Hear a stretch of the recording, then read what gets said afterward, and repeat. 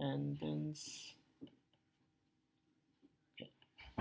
So linear independence, it's a property of a set of vector. A set of vector is linearly independent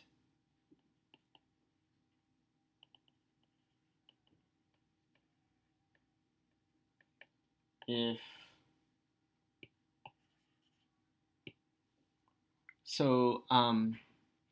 conceptually it's saying you cannot write one as a linear combination of the other one, and then put it more precisely, it means if, let's say you have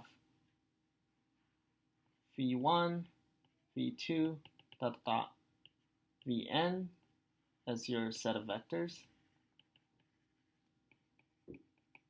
and for some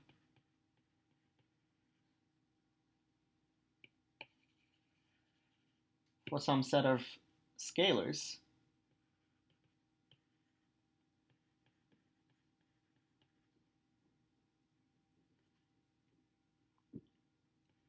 let's say r1 dot dot dot rn in R, because we're talking about real vector space again, r1 v1 plus r2 v2 plus dot dot dot plus rn vn equals 0 implies r1, or we can do both way, r1, r2, all the way to rn equals 0.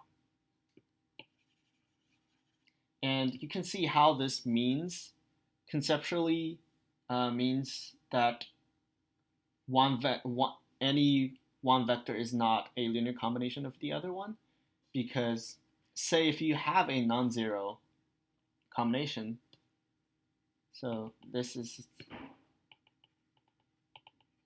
equivalent to say any vector in the set is not a linear combination of other vectors. That's why they're kind of called linearly independent. And the reason is, say you have r1, v1, r2, v2, this thing equals 0, then you can just move, if you do have r1, v1 plus r2, v2 plus dot dot dot, plus rn, vn equals 0, where say rk is not 0, then you just move rk, then you have rk, vk, actually you have r1, v1 plus r2, v2 plus dot dot dot plus rk minus 1, vk minus 1 plus rk plus 1, vk plus 1. So every single term besides that term equals to negative rk, vk, right? So what we did is literally move one of the term to the other side. And since we say rk is not 0, then we can divide everything by negative rk, and then you will get like 1 over negative rk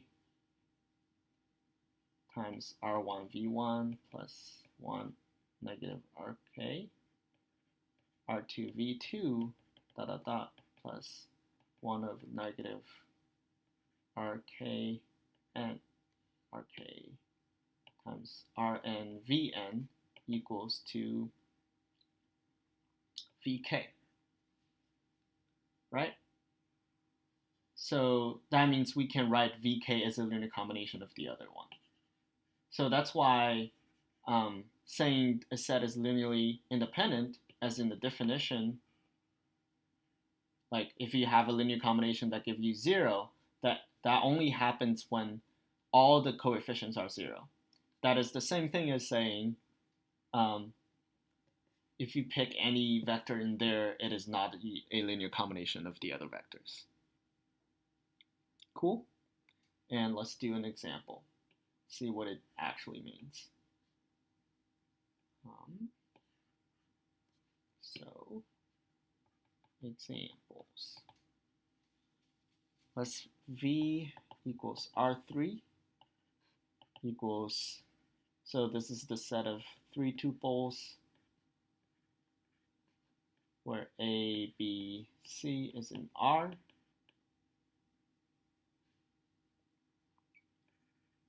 Okay. And let's pick v1 equals 1, 0, v2, oh sorry, it's supposed to be 3 number. Let's say 1, 1, 0, v2 is equal to 0, 0, 1. And then 2c, this is claim. This is linearly independent.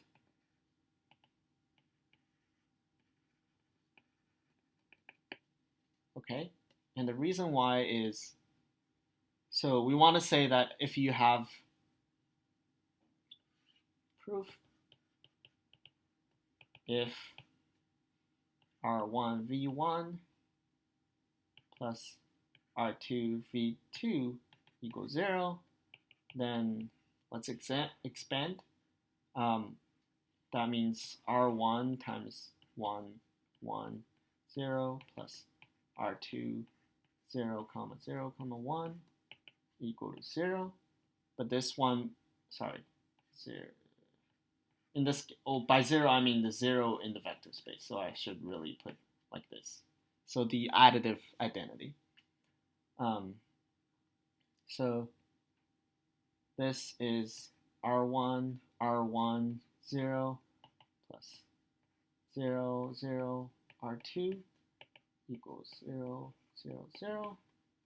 And you can just add these two together. You get R1, R1, comma R2 equals 0, 0, 0.